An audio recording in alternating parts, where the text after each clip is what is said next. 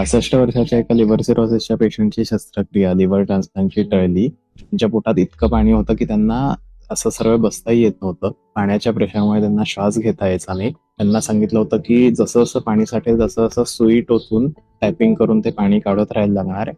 तुमची शस्त्रक्रिया लिव्हर ट्रान्सप्लांटची जोपर्यंत होत नाही तोपर्यंत ते पाणी साठतच राहणार आहे.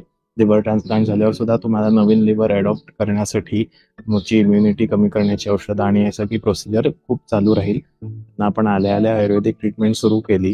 दुधावर राहायला सांगितलं त्यांना. कुठलाही आहार घ्यायचा नाही असं सांगितलं होतं.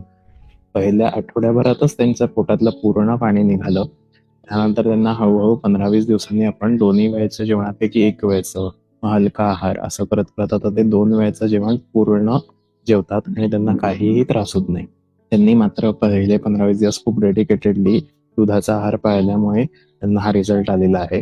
जेव्हा लिव्हरची किंवा पोटाची कुठलीही केस असते तेव्हा कायम शस्त्रक्रियाच उत्तर असतं असं नाहीये. आयुर्वेदाने खूप चांगले रिझल्ट येतात. तुमच्या ओळखीत कोणीही पेशंट असतील पोटाच्या आजारांचे किंवा लिव्हरच्या आजारांचे आणि त्यांना एकदा आयुर्वेदिक सल्ला त्यांच्या खात्रीच्या किंवा जवळच्या डॉक्टरकडनं नक्की घ्यायला सांगा. धन्यवाद.